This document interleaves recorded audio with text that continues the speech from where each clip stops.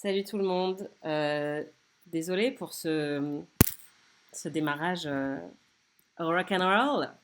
Je reviens parce que je dois aller mettre mon portable à charger et je vous laisse admirer la magnifique vue derrière moi.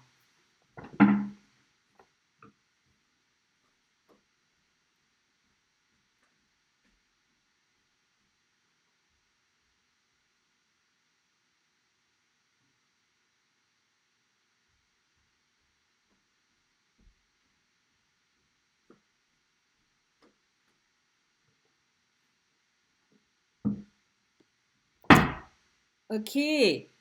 Merci beaucoup pour votre patience. Désolée, du coup j'ai quasiment 1 heure de retard. La technologie, c'est compliqué. Alors, pour les gens qui nous rejoignent, je m'appelle Anaïs Bordage, je suis la présentatrice de Anaïs se fait des films, le podcast, et je suis journaliste cinéma, et je suis actuellement à Los Angeles pour parler des Golden Globes. Effectivement, ça a changé Aubervilliers. Euh, Puisque je suis membre des Golden Globes, ça fait 3 ans que je vote, et cette année, pour la première fois, je vais aller à la cérémonie des Golden Globes à Los Angeles. Je dois y aller dans quelques heures. Là, il est 11h20 du matin à Los Angeles. Je suis debout depuis trop longtemps puisque je suis en décalage horaire et effectivement, il fait super beau. Et donc, je dois partir d'ici 2 heures environ pour aller à la cérémonie puisque, en gros, la cérémonie va démarrer à 17h, heure de Los Angeles. Mais il est conseillé de commencer à y aller vers 13h, 13h30 pour pas qu'il y ait des bouchons sur le tapis rouge. Donc honnêtement, je ne sais pas du tout ce qui va se passer. Je ne sais même pas si je vais vraiment faire le tapis rouge ou s'ils vont me faire passer par derrière parce que je suis trop moche et pas assez bien habillée. Donc je ne sais pas. Mais du coup, il faut que je parte quand même assez en avance parce qu'il y a aussi des bouchons en gros sur le chemin puisqu'on y va en voiture, puisque personne ne marche à Los Angeles. Et donc, il faut prévoir beaucoup, beaucoup, beaucoup d'avance pour arriver à la cérémonie. Donc voilà, il faut que je décolle dans pas longtemps. Euh, je suis arrivée à Los Angeles il y a 3 jours ou 4 jours. Avec le décalage, du coup, je sais plus trop. Le dress code, c'est tapis rouge. Enfin, c'est un peu comme les Oscars, quoi. C'est peut-être la deuxième plus grosse cérémonie de remise de prix après les Oscars. Donc, en gros, j'ai demandé hier à plein de gens est-ce qu'il faut que je sois fancy, à quel point il faut que je sois fancy. J'ai pris plusieurs robes de différents niveaux et ils m'ont dit il n'y a pas de limite, faut que tu sois fancy. Donc, j'avoue que j'ai pas prévu non plus. Enfin, en fait, je suis venue à Los Angeles sans savoir que j'allais aller aux Golden Globes, puisque j'avais demandé une accréditation presse qui m'a été refusée. Donc, je voulais, moi, aller plutôt dans la salle de presse. Et en fait, ce qui va se passer, c'est que je vais être à la euh, viewing party officielle des Golden Globes. Moi, je pensais que c'était un truc dans un bar où on regardait la télé. En fait, non, c'est dans le même hôtel que les Golden Globes, dans une autre salle adjacente. Et en gros, j'ai découvert que c'est la salle où les gagnants, les vainqueurs, vont pour faire graver leur trophée. Donc en fait, visiblement, je vais voir les vainqueurs défiler dans la pièce pendant la soirée. Donc c'est effectivement bien plus cool que ce que j'imaginais à la base. Et donc là, je suis en train de me demander si je vais être assez bien habillée ou pas, parce que j'avais prévu de venir à Los Angeles en me disant je ferai sans doute un live Twitch sur mon canapé ou au mieux du mieux, je serai dans une soirée de visionnage, mais qui ne sera pas forcément sur les lieux. Et en fait, je vais être vraiment au Golden Globes, quoi. Donc voilà, excellente surprise. Merci, vous êtes trop mignons. Euh, et donc voilà, il fait un temps magnifique à Los Angeles, il fait environ 20 degrés. Ça change de la neige en France. Et bah, je voulais faire ce live, voilà, à la base, je voulais faire un live pronostic euh, pour voir un petit peu. Bon, c'est toujours un jeu compliqué, les pronostics, hein. Je ne sais évidemment pas qui va gagner, mais je peux aussi répondre à toutes vos questions sur la cérémonie, puisque bah, du coup, voilà, j'y serai dans quelques heures. Ce qui va se passer, c'est que je vais vous faire un live, enfin un live. Je vous ferai des stories sur Instagram, sur le compte Ami le podcast, puisque donc je vais y être à partir de, je pense, 14h30. La cérémonie commence à 17h jusqu'à 20h. Donc en gros, je pars pour une journée à l'hôtel Beverly, je ne sais même plus comment il s'appelle, euh, en robe de soirée, à regarder la télé et manger des petits fours, si j'ai bien compris, et croiser des stars. Donc, voilà, ça va être assez intense et vous pouvez suivre sur Instagram. J'essaierai de mettre le plus de stories possible pour que ce soit assez immersif pour vous. Euh, Est-ce que les résultats risquent d'être similaires à ceux des Critics' Choice? Je pense que oui. Les Critics' Choice, c'est la cérémonie qui a eu lieu juste avant, c'était la semaine dernière, et c'est aussi des prix qui sont remis par des critiques. Donc forcément, même si la critique n'est pas un monolithe, je pense qu'on a quand même des goûts assez communs, alors qu'il y a plein d'autres cérémonies de remise de prix où c'est les gens de l'industrie qui remettent les trophées. Là, c'est c'est des journalistes, donc bon, on se parle entre nous, on a des goûts assez similaires, donc je pense que si vous regardez la liste des vainqueurs aux Critics' Choice Awards, à mon avis, les prix seront très similaires ce soir, à quelques exceptions près, puisque c'est pas le même corps de votants. Et les Golden Globes ont été assez critiqués aussi pour leur goût depuis longtemps. Donc même s'ils rajoutent de nouveaux membres tous les ans, dont je fais partie, il peut y avoir des surprises. On verra. Ils peuvent avoir très mauvais goût. Si les résultats sont mauvais, ce sera de la faute des autres votants. Si les résultats sont bons, ce sera grâce à moi et mes votes. Voilà. Vous connaissez les règles. Euh, Thibaut dit c'est quoi cette Golden Eve des Golden Globes? Je sais pas, c'est quoi cette Golden Eve des Golden Globes? Euh, je suis allée il y a quelques jours, le soir de mon arrivée, en sortant du, de l'avion. Je suis allée direct à une soirée qui était pour honorer les nommés, une soirée organisée par Spotify et Hollywood Reporter. C'était incroyable. Je vous raconterai évidemment tout ça dans le podcast aussi. Alors attendez, je vais choper ma petite liste parce qu'il y a quand même pas mal de nommés et comme ça je vais vous faire en direct mes pronostics. Euh, donc, je ne peux pas vous dire pour qui j'ai voté moi. Après, si vous écoutez le podcast, vous savez quel film j'ai adoré et quel film j'ai pas aimé. Donc, ça vous donnera des petits indices. Euh, je vote effectivement pour les films et pour les séries. Donc déjà, je vais faire les films et puis on verra si j'ai le temps pour les séries aussi. Donc ce qu'il faut savoir, c'est qu'aux Golden Globes, les catégories sont divisées en deux. Il y a d'un côté les drames et de l'autre les comédies musicales. Donc ça permet de donner plus de prix. Et c'est aussi pour ça que les Golden Globes sont critiqués parfois, où on dit c'est un peu les prix en chocolat, enfin on donne des cadeaux à tout le monde, ce qui est pas faux. Bon écoutez, moi j'aime bien donner des cadeaux à tout le monde. Combien de décalage avec la France? 9 heures effectivement, 9 heures de décalage horaire, donc là il est 11h30 du matin ici. Euh, et je vais partir vers 13h30 grand max de l'appartement. Le Golden Eve, c'est une soirée d'hommage. Oui, effectivement, Hélène Mirren et Harrison Ford. Ouais, en fait, j'ai vu qu'il y avait plusieurs soirées qui ont été organisées, et même avant que j'arrive à Los Angeles, donc je les ai ratées. Euh, c'est pour remettre des prix, bah, un peu comme les Oscars, en fait, où ils font une soirée en novembre où ils remettent les prix qu'ils ne remettront pas pendant la cérémonie. Là, je crois qu'ils ont aussi fait ça. Mais j'avoue que pareil, je n'ai pas trop suivi, donc je connais pas tous les détails et je me suis plus focalisée sur les gros prix de ce soir. Est-ce que tu peux nous rappeler le nombre de votants? Je ne connais pas le nombre précis, mais on est plusieurs centaines. En gros, les vieux Globes, il y avait 80 membres qui étaient avec un degré variable d'implication et de, de rigueur déontologique. Et maintenant, on est, je pense, au moins 300 ou 400. Mais vous pouvez vérifier ça sur le site des Golden Globes, si je dis pas de bêtises. Euh, Est-ce qu'il y a parfois des films qui sont difficiles à classer entre comédie et drame? Ouais, bah on va en parler justement. Ça a été un peu la surprise cette année. En fait, nous, on ne choisit pas dans quelle catégorie les films vont être soumis. C'est vraiment les studios qui décident de ça. Donc, ils font le calcul, eux, d'une manière stratégique. Enfin, évidemment, est-ce que ça a du sens éditorialement, mais aussi si stratégiquement, il vaut mieux être dans une telle catégorie ou une autre. Donc là, la première catégorie est la plus attendue. Je fais vraiment la liste trouvée sur Wikipédia, hein. C'est meilleur film drame. Et donc, dans la catégorie meilleur film drame, il y a dans les nommés Frankenstein, Hamnet, Un simple accident de Panahi, L'agent secret, Valeurs sentimentales et Sinners.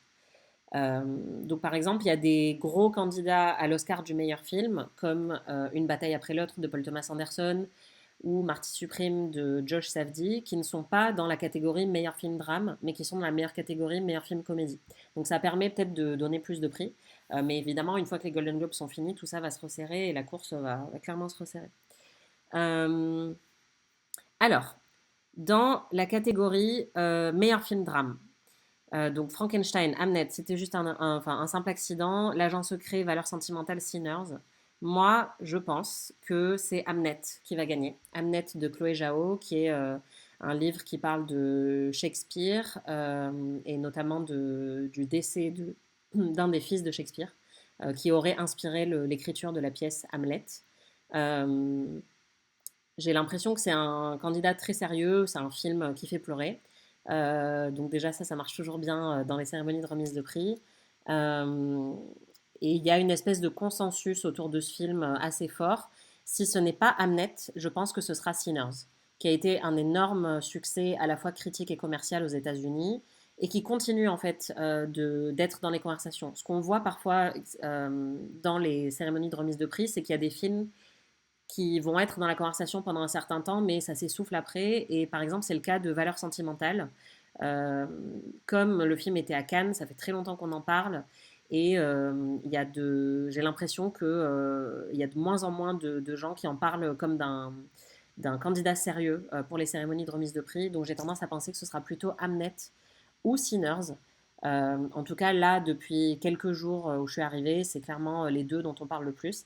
J'étais hier soir à une réception pour Hamnet, où il y avait Paul Mescal, Chloé Zhao, Jessie Buckley, tout le monde, Max Richter qui a fait la musique. J'ai envie de me la péter, de vous dire que j'ai papoté pendant assez longtemps avec Joe Alwyn et qu'il a validé mon choix de robe pour ce soir. Donc, désolé, je n'arrive pas à être sérieuse en racontant ce genre d'anecdote, mais c'était complètement délirant et il est très très gentil. Donc voilà, en fait la campagne continue très très fort pour eux puisque bon il y a les Golden Globes ce soir, mais ils espèrent aller jusqu'aux Oscars et les nominations pour les Oscars sont dans pas longtemps là.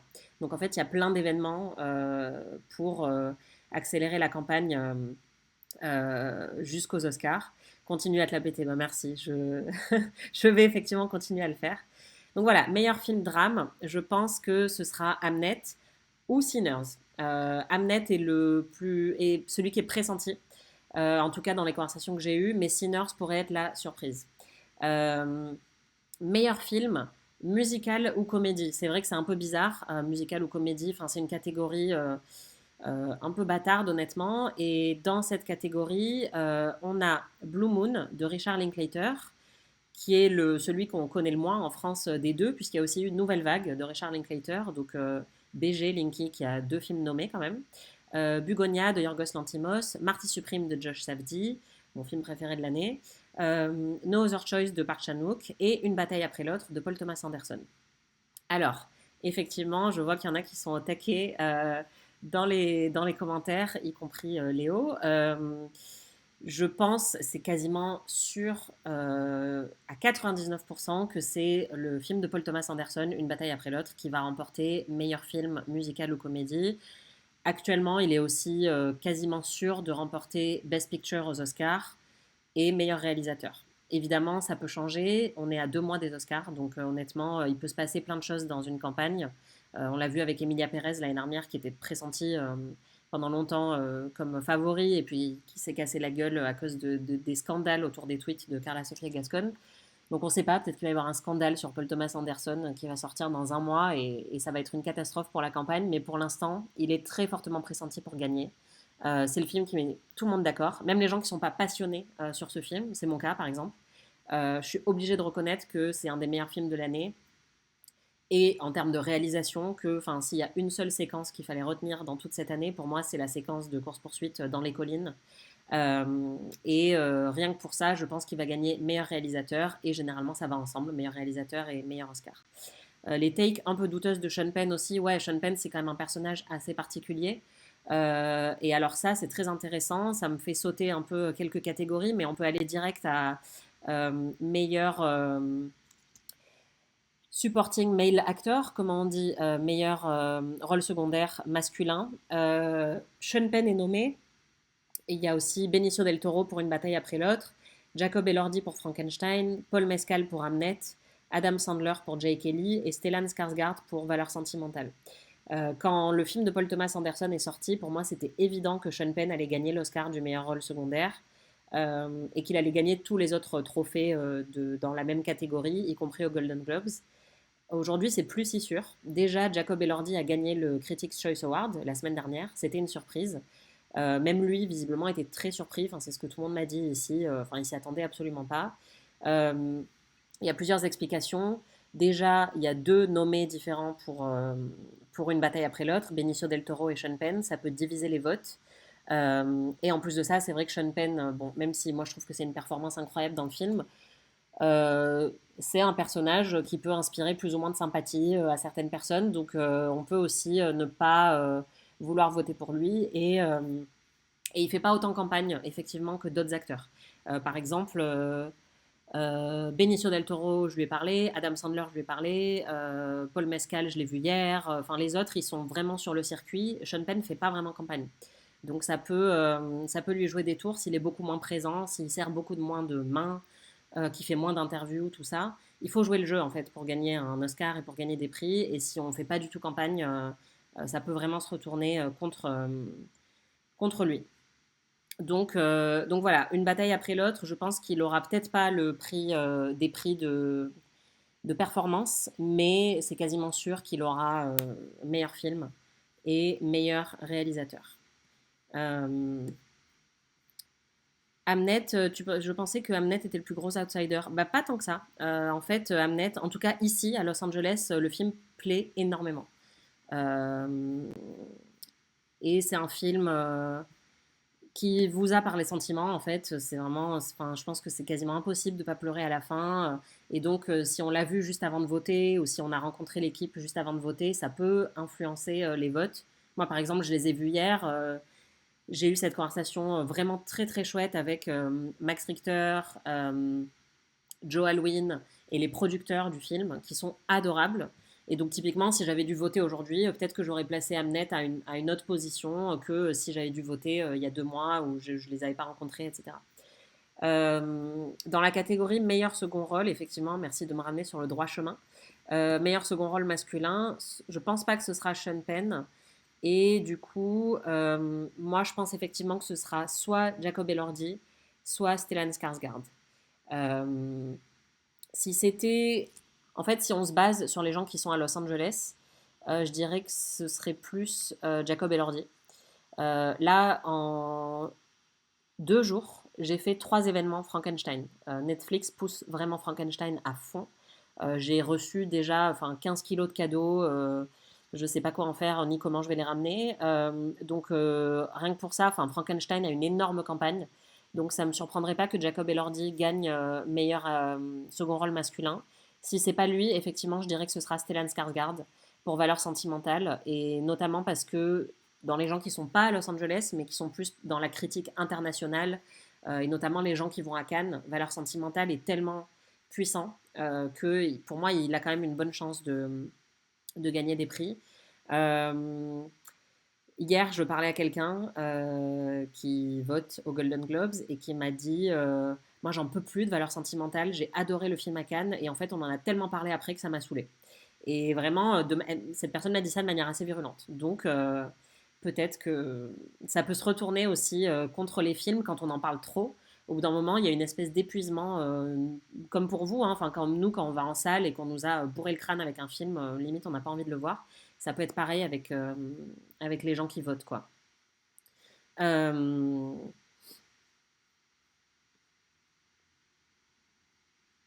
Est-ce qu'on peut considérer que les Golden Globes et Oscars sont finalement désignés en fonction de si ça plaît à LA ou pas?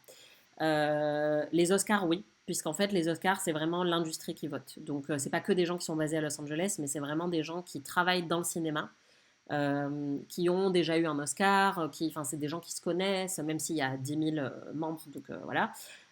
Donc oui, là, vraiment, les Oscars reflètent ce que l'industrie aime. Alors que les Golden Globes, ça reflète ce que 300 journalistes internationaux aiment. Donc c'est pas du tout représentatif de la même manière.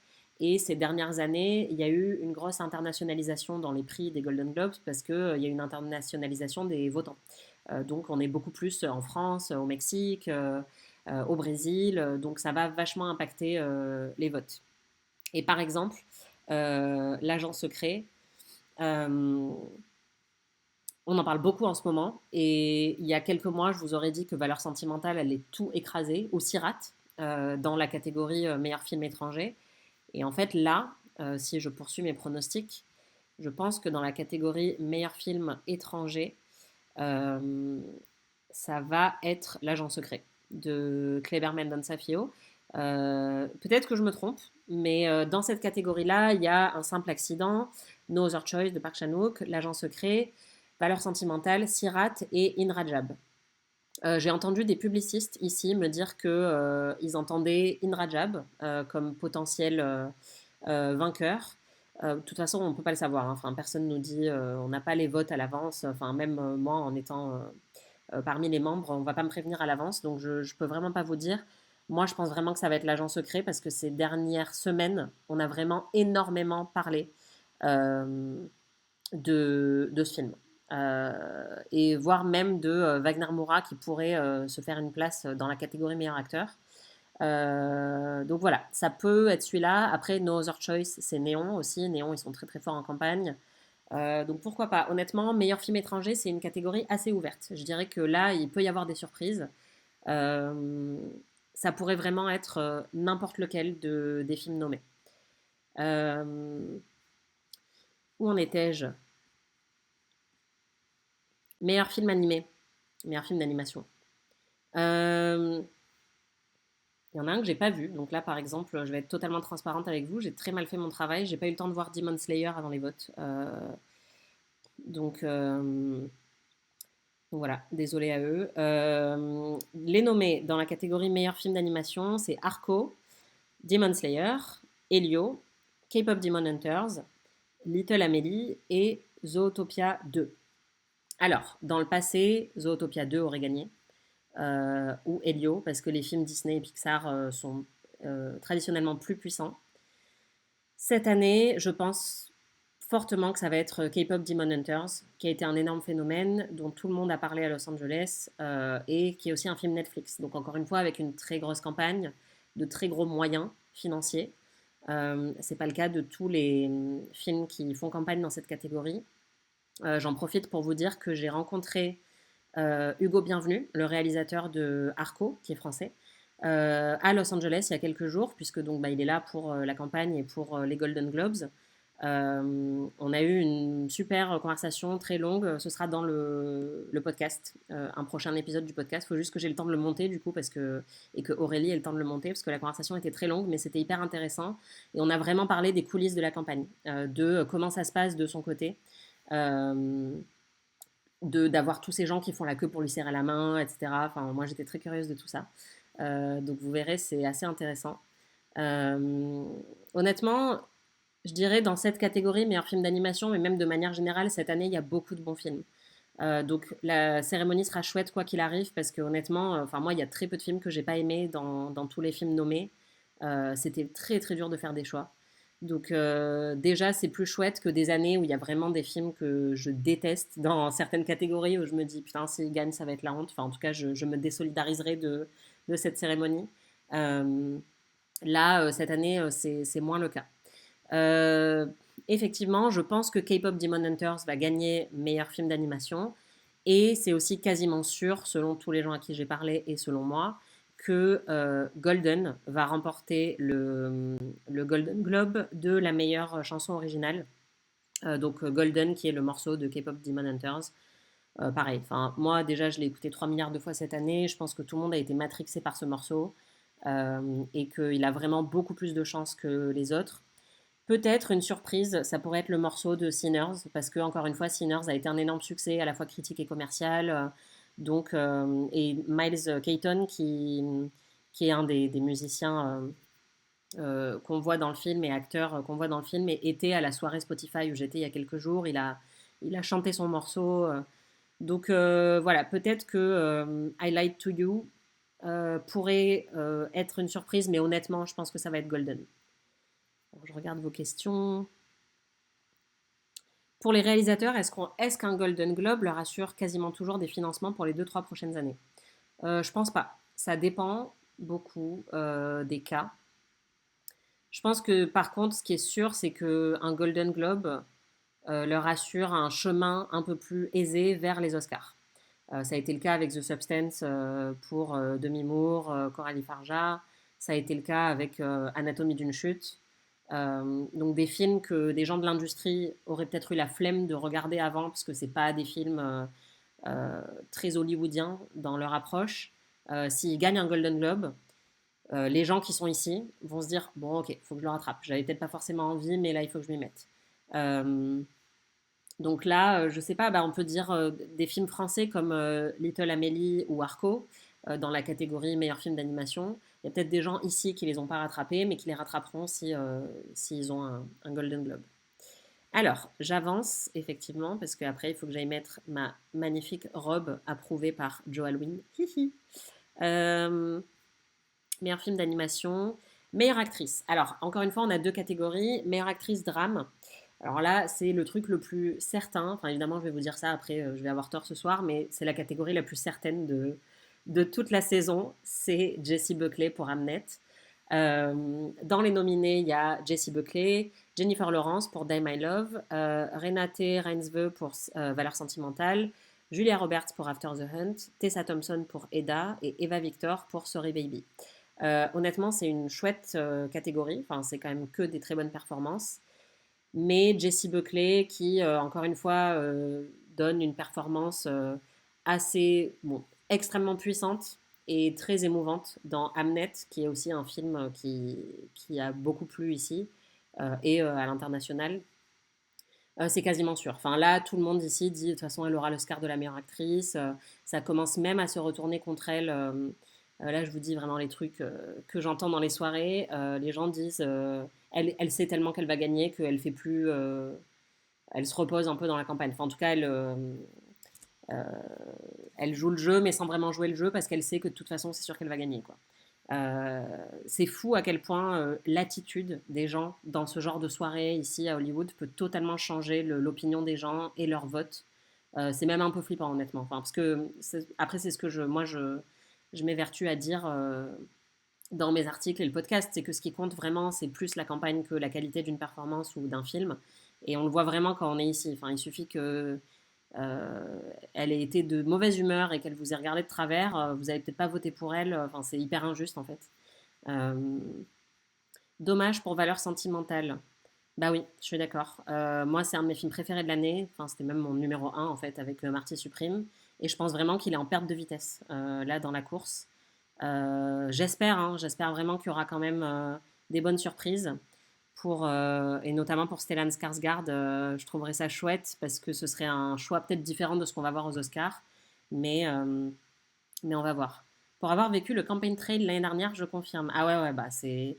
Et en fait, je pense que c'est ça qui est hyper choquant, notamment pour les Français qui sont peut-être moins dans ce game-là. C'était le cas pour Rodiard l'année dernière. Je pense qu'il a été traumatisé par toute l'affaire Emilia Pérez. Hugo Bienvenu de Arco, on en a parlé aussi. Enfin, c'est quand même un système.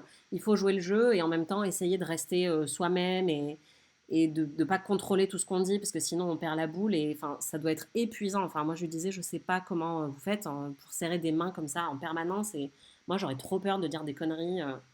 Je suis dans le noir. Euh, vous votez combien de temps avant la cérémonie? Combien de temps dure la fenêtre de vote? Alors, pour les nominations, on a voté fin novembre, voire début décembre, même tout début décembre. Désolée, je suis dans le noir. Euh, on a voté début décembre. En gros, on nous envoie le bulletin une semaine à l'avance. Donc, on a une semaine. Après, on réfléchit évidemment pendant des mois pour qui on va voter, mais on reçoit le bulletin et on a quelques jours pour le valider. Et ensuite, pour les nominations, enfin pour les votes définitifs, c'est pareil. On reçoit le bulletin. Là, euh, on l'a reçu fin décembre et on devait voter avant début janvier. Euh, donc, on a quelques jours pour se décider, mais ça va beaucoup plus vite de voter pour les vainqueurs que pour les nominations, en ce qui me concerne en tout cas. Parce qu'en fait, quand on vote pour les nominations, on doit déterminer nos 6 préférés dans chaque catégorie. Et donc, il faut faire un ordre, tout ça. Il y a des centaines de possibilités. Donc, on se casse vraiment la tête. Enfin, moi, je me casse la tête pour savoir qui je mets en numéro un, qui je mets en numéro 6, etc. Une fois on doit choisir entre 6 nominés, dont certains que nous, on n'aimait pas particulièrement, ça va plus vite. Donc, honnêtement, moi, les nominations, enfin, les votes définitifs, là, de fin décembre, début janvier, je les ai bouclés 10 minutes, alors que les votes pour les nominations, je me suis pris la tête pendant 3 jours, quoi. Euh, Est-ce que tu as croisé Hudson Williams et Connor Story? Non, alors j'ai vu plein de stories enfin et de vidéos people prises à la soirée Spotify où j'étais l'autre soir et où ils y étaient aussi. Et c'est hyper anxiogène parce que je sais que j'étais vraiment à genre 3 mètres derrière eux pendant ces vidéos, mais je ne suis pas sur les vidéos, heureusement, mais du coup je stresse d'apparaître sur des vidéos people alors que enfin je sortais de 11 heures d'avion et que j'étais juste en train de m'éclater avec du champagne gratuit. Donc non, je les ai pas croisés, mais peut-être ce soir, qui sait. Est-ce que l'industrie est affectée par le contexte politique actuel aux USA ou c'est business as usual? C'est les deux. En fait, eux, ils font semblant que c'est business as usual, c'est-à-dire que personne ne veut en parler ouvertement. Euh, mais c'est dans toutes les têtes et ça impacte énormément les, l'industrie, enfin en fait l'écriture, les budgets, ce qu'on ose faire et ce qu'on n'ose plus faire comme projet, qui est favorisé dans l'industrie en ce moment. Donc bon, c'est un très vaste sujet et je vous l'ai dit à d'autres reprises, c'est un sujet que moi je suis en train de creuser actuellement. Donc on va en reparler. Mais en tout cas, là les gens se calment un peu. Enfin, en tout cas, hier j'ai eu l'impression que les gens étaient plus détendus pour parler du contexte politique actuel. Alors qu'en novembre, par exemple, quand j'essayais d'en parler, les gens me regardaient en mode oula, pourquoi tu parles de ça, quoi. Et le contexte pousserait pas en faveur du PTA? Bah si, je pense clairement. Enfin, en fait, déjà à Los Angeles, les raids de ICE, c'est un truc qui traumatise tout le monde depuis plusieurs mois. La politique de l'immigration à Los Angeles, là, c'est assez violent. Et le film de PTA parle de ça. Donc ça pourrait jouer en sa faveur. Après, moi, j'ai été très surprise lors d'une rencontre avec PTA de voir à quel point lui ne voulait pas trop parler de politique. Donc, par exemple, s'il a fait ça pendant toute la campagne, ça va peut-être lui jouer des tours aussi parce que bon, après, il a le droit de parler de son film comme il veut, mais je crois qu'il a peur. Enfin, non, je ne vais pas dire ça, je ne sais pas s'il a peur, mais en tout cas, il ne parle pas trop de politique dans la campagne. Donc, il n'appuie pas un message hyper fort qui pourrait peut-être sembler plus radical et jouer en sa faveur ou en sa défaveur au moment du vote. Est-ce que les discours des gagnants ce soir peuvent impacter les votes des Oscars? Oui, totalement. C'est le cas pour tous les discours de la campagne. En fait, ça fait partie de la campagne. Dans la campagne, ce qu'on prend en compte, c'est vraiment tout notre ressenti sur un film ou sur une performance et sur un cinéaste ou un acteur. Et donc là, voilà, typiquement, si je croise quelqu'un qui me dit PTA, c'est un trou du cul. J'ai pas voulu voter pour lui alors que c'est un excellent réalisateur. Euh, j'ai entendu ça en soirée. Donc effectivement, ça peut jouer. Et si quelqu'un fait un premier discours, par exemple Timothée Chalamet l'année dernière au SAG, bon c'était pas parmi les premiers discours, mais c'était avant les Oscars où il a fait ce fameux discours en disant je veux faire partie des grands, j'ai de l'ambition, je l'assume, etc. Ça peut très bien passer comme très mal et ça peut impacter les votes après parce que les gens vont se dire oh là là, j'ai pas envie de le voir sur scène, en fait, j'ai pas envie de le voir gagner un prix. À l'inverse, Kieran Culkin, je sais pas si vous vous souvenez, mais il est extrêmement apprécié aussi pour ses discours un peu loufoques, il fait rire tout le monde. Robert Downey Jr., c'est pareil. Et donc, bah, eux, ils sont allés jusqu'aux Oscars parce que les gens voulaient les voir monter sur scène et faire de nouveaux discours parce qu'ils amusent la galerie, ils sont pleins d'esprit. Donc en fait, on vote aussi effectivement par rapport à qui a fait un bon discours, qui on a envie de voir monter sur scène, pleurer, nous faire rire, etc. Et s'il y a un discours qui est totalement raté, totalement gênant, offensant ou je ne sais quoi, ça peut tuer une campagne, très clairement. Euh,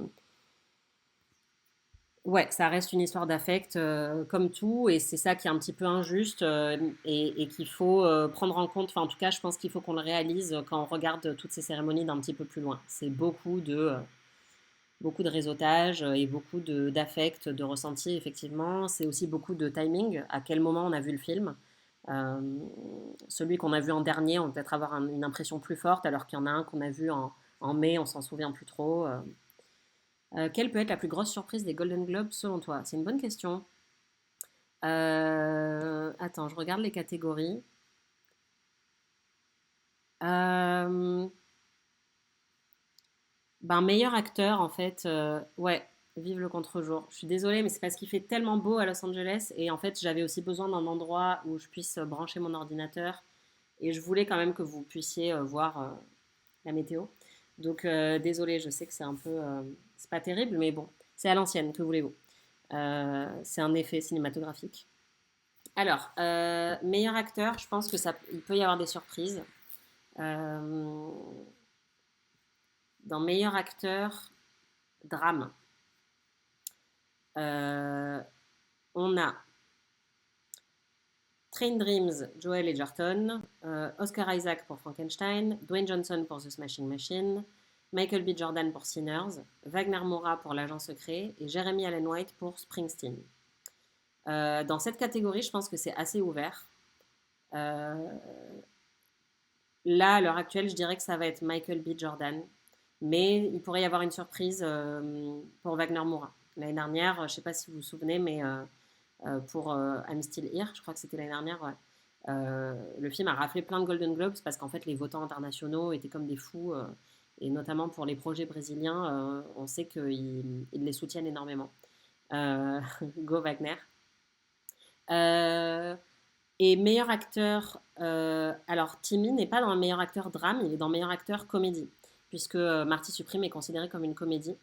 Et donc, effectivement, dans meilleur acteur comédie, on a Timothée Chalamet pour Marty Supreme, George Clooney pour Jake Kelly, Leonardo DiCaprio pour Une bataille après l'autre, Ethan Hawke pour Blue Moon, Lee Byung-hun pour No Other Choice et Jesse Plemons pour Bugonia. Là aussi, je pense qu'il peut y avoir pas mal de surprises. Moi, je pense que ce sera Timothée Chalamet. Sa campagne est un peu instoppable.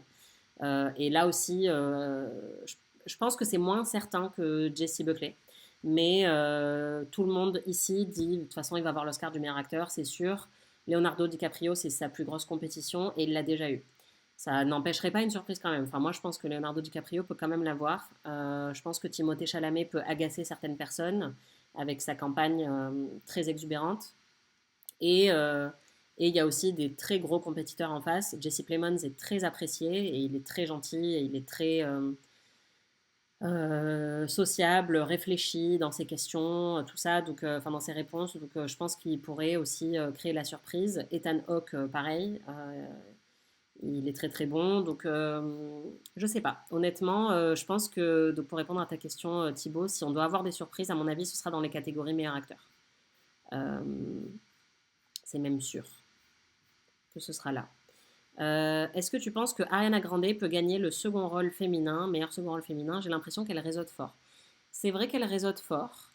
Meilleur second rôle féminin. Nous avons.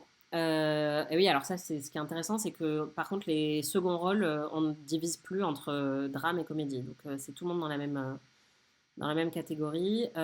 Emily Blunt, The Smashing Machine. Elle Fanning, Valeur sentimentale. Ariana Grande, Wicked for Good. Inga Hilbsdotter Lileas, Valeur sentimentale. Amy Madigan, Weapons. Tiana Taylor, Une bataille après l'autre. Moi, je miserais sur Amy Madigan de Weapons parce qu'elle a gagné le Critics' Choice Award. Et c'était un peu, à mon avis, ça va être un peu la surprise de la saison parce qu'on n'en a pas énormément parlé comparé à d'autres, effectivement, grands favoris comme Emily Blunt ou Ariana Grande. Wicked for Good n'a pas énormément plu. Donc en fait, ça amenuise un petit peu la campagne.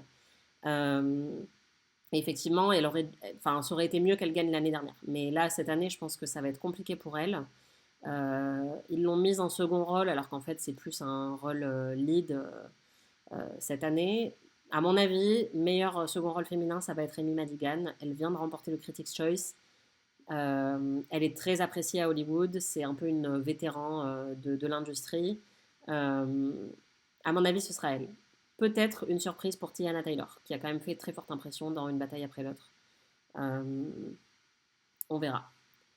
Euh, j'ai pas fait meilleure actrice musicale ou comédie.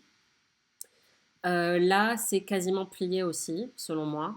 Je pense que ce sera Rose Byrne pour If I Had Legs, I'd Kick You.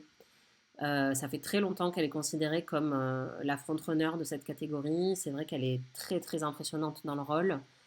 Le fait que ce film soit classé en comédie est absurde. Enfin, c'est le jour où vous aurez l'occasion de le voir si vous ne l'avez pas déjà vu. On se poile pas des masses. On a plutôt envie de s'arracher les poils un à un et de, je sais pas, de s'immoler après euh, et de vraiment mettre fin à notre existence. C'est vraiment pas un film très drôle. Mais Rose Byrne est excellente dedans, donc je pense qu'elle va gagner meilleure actrice musicale ou comédie. Merci à 24, ouais, c'est ça. Euh, il pourrait y avoir, alors la surprise qui serait vraiment loufoque, ce serait que Kate Hudson gagne pour Song Blue, et là ce serait vraiment un reflet des vieux Globes, c'est-à-dire que c'est vraiment la campagne qui gagne plus que la performance. Enfin bon, c'est tellement un truc à l'ancienne ce film, elle est un peu grimée. Euh, bon voilà. Ça pourrait aussi être Amanda Seyfried, qui en plus a eu plusieurs projets cette année. Elle est dans La Femme de ménage à l'heure actuelle, elle est très appréciée. Elle joue carrément le jeu de la campagne à fond. Et elle est très impressionnante dans Le Testament d'Annie. Le truc, c'est que le film est très bizarre. Bon, If I Had Legs, I'd Kick You aussi. Donc je sais pas, mais je pense en ce moment là pour les pronostics, je dirais que c'est Rose Byrne. Je pense qu'il faut, je peux peut-être rester 20 minutes de plus et après il va falloir que je pense sérieusement à me tartiner de fond de teint. Euh, Parce que ça m'angoisse énormément d'aller aux Golden Globes dans une heure. Oui, c'est ça, dans une heure. Ouais, donc il faut vraiment pas que je tarde. Euh, Qu'est-ce qui reste que j'ai pas fait? Meilleur réal, je pense que ce sera Paul Thomas Anderson. Mais hier, j'ai parlé à quelqu'un qui a dit bah non, c'est sûr que ce sera Chloé Zhao. À Los Angeles, tout le monde a voté pour elle. Donc, je ne sais pas. Il n'y a pas que les gens de Los Angeles qui votent, donc on verra. Mais peut-être une surprise. Peut-être Chloé Zhao pour Hamnet. Peut-être Ryan Coogler, ce serait chouette aussi, franchement. Enfin, il mérite. Euh, c'est une catégorie assez costaud. Guillermo del Toro aussi, enfin, je l'ai vu parler il y a 2 jours pour un événement Frankenstein. Il est tellement éloquent, tellement brillant, adorable, tout ce que vous voulez. Donc, il est hyper apprécié à Hollywood, Guillermo del Toro. Donc, mais bon, il a déjà remporté il n'y a pas longtemps plein de prix pour La Forme de l'eau. Donc, je suis pas sûre qu'il regagne, mais voilà. Là, pronostic, moi je dis meilleur réalisateur, PTA. Meilleur scénario, j'essaye d'aller plus vite. Meilleur scénario, Hamnet, Valeur sentimentale, Un simple accident, Sinners, Marty Supreme, Une bataille après l'autre. Compliqué. Celui-là, il n'est pas facile à prédire. Mais je dirais peut-être Un simple accident, peut-être Sinners, euh, peut-être Marty Supreme. Il n'y a pas de gros frontrunner dans cette catégorie. Euh, En tout cas, dans les conversations, je l'ai pas entendu et il y a pas Frankenstein. Pourtant, ils m'ont offert le scénario dans un très beau bouquin. Euh, Meilleur score, Sinners, Frankenstein, Une bataille après l'autre, Sirat, Hamnet, F1. Euh, Meilleur score, je vais dire, j'ai envie de dire Sirat, mais ça pourrait être Sinners. Ça dépend vraiment du vote international. Sirat, c'est quand même un choix osé, je pense. Euh, donc ça pourrait être Sinners. Euh, je vous dis ce qui est sûr, parce que du coup, ce qui est pas sûr, honnêtement, j'ai rien de très intéressant à vous apporter. Ce qui est sûr aussi, c'est The Pitt pour meilleure série. Ce serait très surprenant que ce soit pas The Pitt. Je pense que Adolescence va gagner meilleure série limitée. Meilleure série comique, je pense que ça va être The Studio, mais on verra. Euh, Ce qui me paraît quasiment sûr aussi, c'est Rhea Seehorn dans meilleure actrice drame. Mais pareil, hier, j'ai parlé à quelqu'un qui vit à Los Angeles qui m'a dit ah bon, pourquoi tu dis ça? Donc c'est fou à quel point on a un prisme totalement différent, alors que pour moi, enfin, depuis la France et depuis l'Europe, c'est évident que Pluribus a un peu décimé la fin de l'année, quoi, niveau série. Euh, donc on verra. Voilà. Et honnêtement, pour les autres catégories, je peux pas vous dire grand-chose de très intéressant. Euh, Copier-coller des Emmy, ouais, c'est possible. Après, c'est pas exactement le même corps de votants, donc il peut y avoir des surprises. Enfin, c'est vraiment ça le truc avec les Golden Globes, c'est qu'en plus c'est un corps de votants assez jeune, puisque ça fait vraiment que 2 3 ans qu'il y a tous ces nouveaux membres. Avant ça, c'était un peu du n'importe quoi. Enfin, c'était parfois des votes qui avaient été très clairement achetés à grand renfort de cadeaux. Euh, donc, il peut y avoir des grosses surprises. Euh, Non, The Pitt n'était pas éligible aux Golden Globes l'année dernière. Les Emmy, ouais, mais pas les Golden Globes, il me semble. Euh, Pas Kate. C'est qui Kate? Euh, J'ai l'impression qu'aux Oscars, les votants donnent parfois un prix acting pour récompenser un film dans son ensemble. Est-ce qu'on retrouve le même biais aux Golden Globes? Par exemple, primer Michael B. Jordan pour éviter que Sinners reparte bredouille. Bredouille. Ça peut arriver. Je dirais que c'est pas tant pour éviter que Sinners reparte bredouille, mais plus parce que quand on a des sentiments forts pour un film, on va aussi récompenser le film dans d'autres catégories, même des catégories où on se sent un peu moins investi. Euh, j'ai encore perdu ma luminosité, désolée. Euh,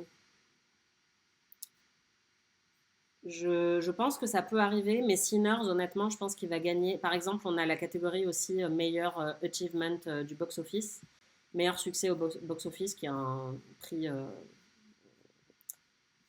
discutable. Euh, je pense que Sinners a de fortes chances de remporter ce prix-là. Euh, ouais. Et ce serait totalement justifié puisque ça a été un énorme carton au box-office et en plus c'est un film qui est très apprécié. Euh, je regarde vos autres questions avant de vous quitter. Si vous avez des questions, c'est le moment sur les Golden Globes. De toute façon, comme je vous ai dit, si vous êtes arrivé en cours de route, je pars à la cérémonie d'ici 1 heure. Euh, j'ai peur. Je vais regarder la cérémonie dans une pièce juste à côté de la pièce officielle. Et je vais vous faire le plus de stories possible sur Instagram. Donc, je vous montrerai vraiment à quoi ça ressemble en coulisses. Euh, je pense que ça va être le chaos de tout ce qu'on m'a dit. J'ai même croisé des RP hier qui me disaient ah non mais moi, enfin les, en fait il y a plein d'after party après les Golden Globes. Bon, l'after party officiel évidemment, moi j'y suis pas invitée. Il y aura que les stars et voilà. Mais il y a plein d'after party, que ce soit au sein de l'hôtel, dans des suites, j'imagine, ou ailleurs à Hollywood.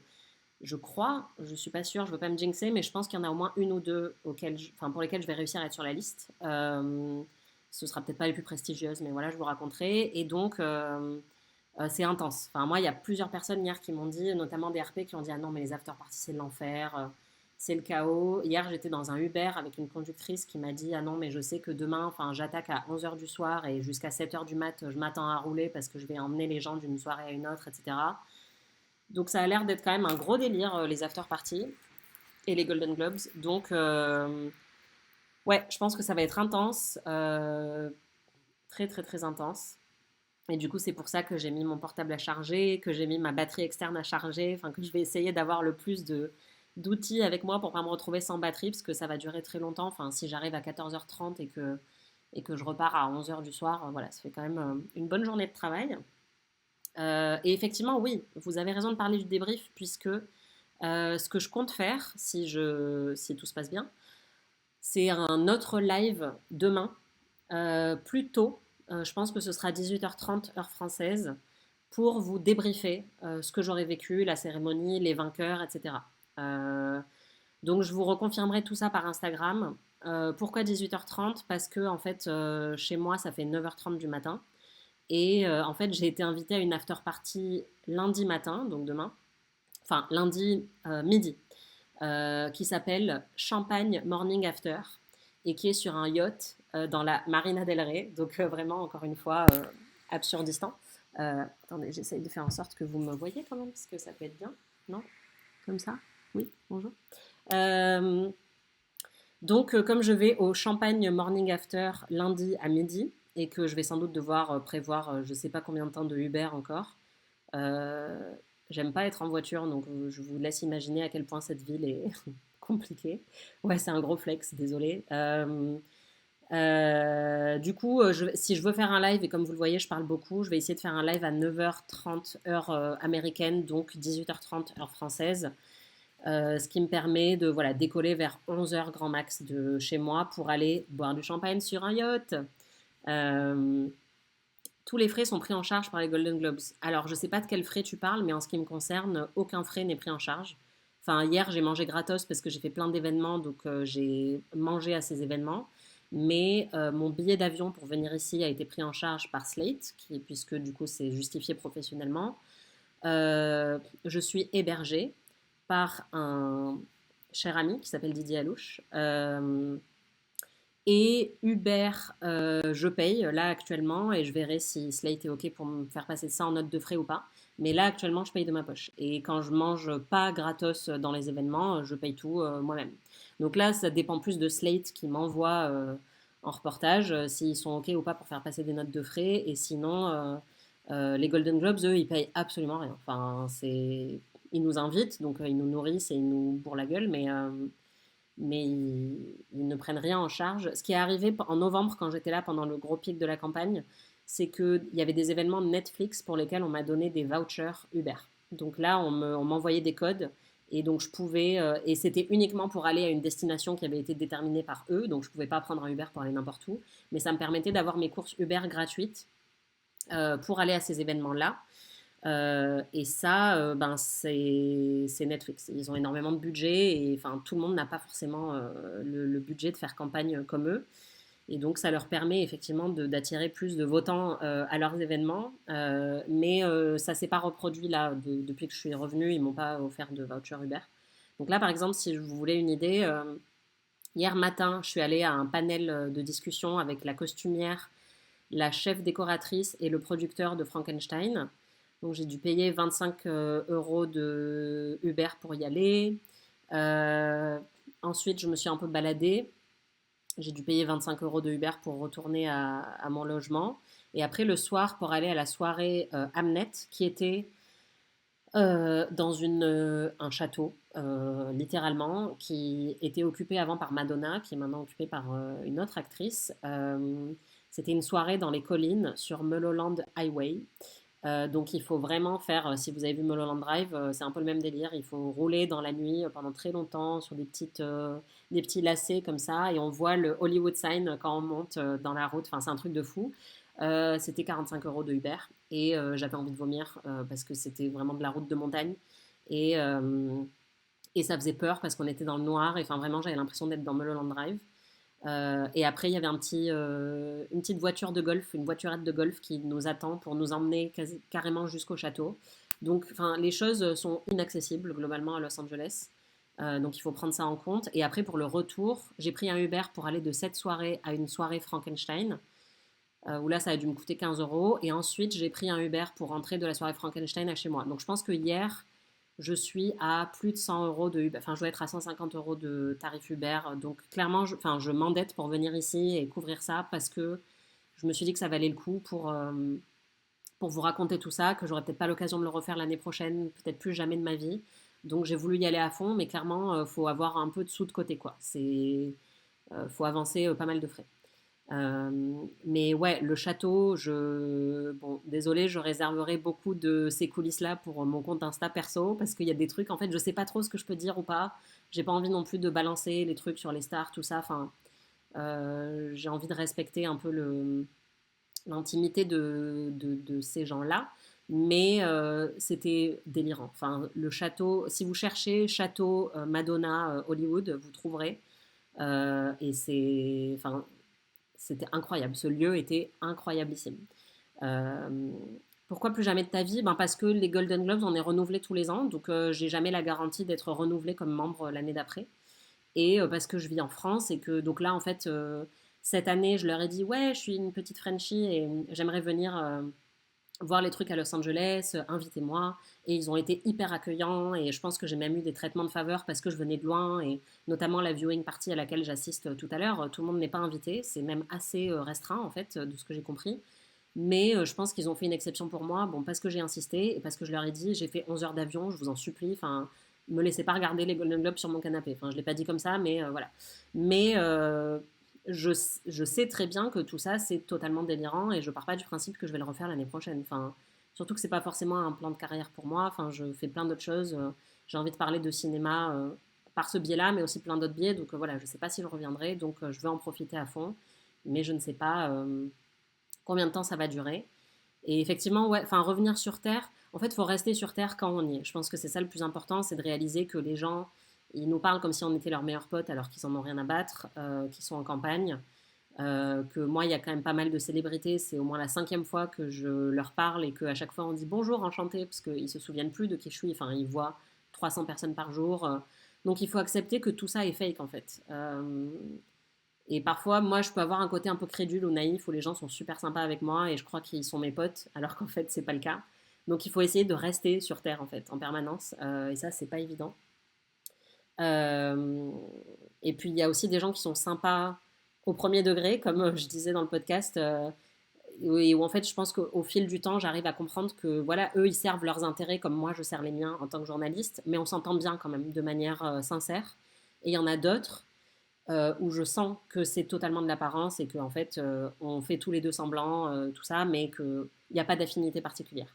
Mais j'ai vraiment rencontré des personnes ici avec qui je ressens des réelles affinités et c'est pas pour ça que je m'en méfie pas parce que je sais que tout le monde est là pour son petit intérêt personnel, surtout en période de campagne.